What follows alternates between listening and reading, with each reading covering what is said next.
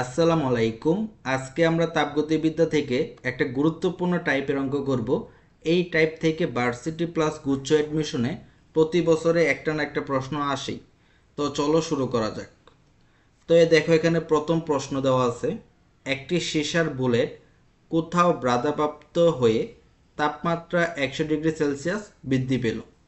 সীসার আপেক্ষিক তাপ দেওয়া আছে 200। যদি অন্য কোনোভাবে তাপ নষ্ট না হয়ে বুলেটের বেগ কত হবে? তো আমাদের বের করতে হবে বুলেটের বেগ। আর এখানে বলা হয়েছে যে বুলেট কোথাও বাধাপ্রাপ্ত হয়, 100 ডিগ্রি সেলসিয়াস তাপমাত্রা বৃদ্ধি পায়।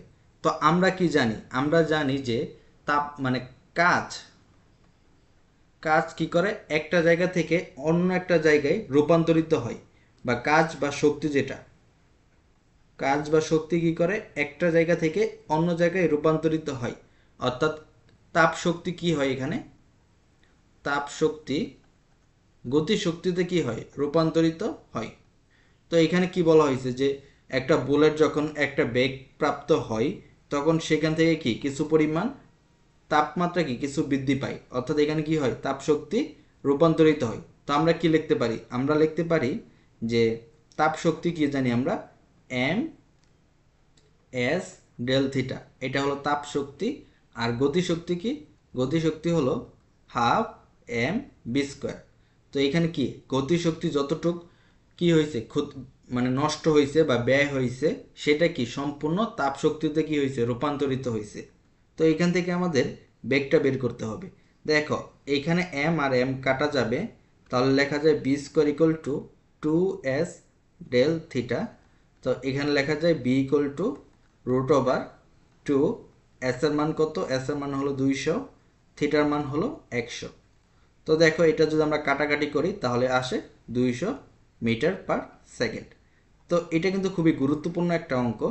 এটা অ্যাডমিশনে অনেক আসে এই টাইপ থেকে, যে তাপ শক্তি গতিশক্তিতে রূপান্তরিত হয়, অনেক সময় তাপ শক্তি কি হয়, বিভব শক্তিতে রূপান্তরিত হয়, আবার অনেক সময় তাপ শক্তি কি হয়, স্প্রিংয়ের শক্তিতে যেটা সেটাতে রূপান্তরিত হয়। এইভাবে ঘুরিয়ে ফিরে আসে। এরপর আরেকটা প্রশ্ন দেখো, এখানে বলছে 4200 মিটার উচ্চ একটি জলপ্রপাতের তলদেশের মধ্যে তাপমাত্রার ব্যবধান কত হবে যদি পতনশীল পানির সমস্ত শক্তি তাপমাত্রা বৃদ্ধিতে ব্যবহৃত হয়। দেখছো এখানে কি শক্তিটা কি হয়েছে, আরেকটা কাজে ব্যয় হয়েছে। তো এখানে আমরা কি লিখতে পারি, বিভব শক্তি ইকুয়াল টু তাপ শক্তি। তাহলে বিভব শক্তি কি, mgh, তাপ শক্তি কি, ms ডেল থিটা। আমাদের বের করতে হবে কি, কত মানে তাপমাত্রা ব্যবধানটা বের করতে হবে। তাহলে দেখো, এম এম কাটা, তাহলে ডেল থিটা ইকুয়াল টু কি থাকে, del theta equal to GH divided by S। তাহলে জি এর মান হলো 9.8, এইচ এর মান কত, 4200। আর তোমরা সবাই জানো যে পানির যে আপেক্ষিক সুপ্ত তাপ সেটা হলো 4200। তাহলে পানির আপেক্ষিক সুপ্ত তাপ কত, 4200। তাহলে এটা কাটা, এটার উত্তর থাকে 9.8 ডিগ্রি সেলসিয়াস। তাহলে এটা কি, এটা হলো ডেল থিটার মান। তো এই অঙ্কগুলো এইভাবে করতে হয়। দেখো এখানে আমরা কি লিখছি, বিভব শক্তি তাপ শক্তি কি সমান। তো অনেক সময় দেখবে এরকম হতে পারে যে হাফ কে X square equal to M S del theta. তো শক্তি কি হয়, এক শক্তি থেকে আরেক শক্তিতে এইভাবে রূপান্তরিত হয়। তো এই টাইপ থেকে কিন্তু অনেকবার কোশ্চেন আসে। তো এই টাইপটা খুবই ইম্পর্টেন্ট। তোমরা কি করতে পারো, এই কোশ্চেনটা বেশি বেশি প্র্যাকটিস করবা।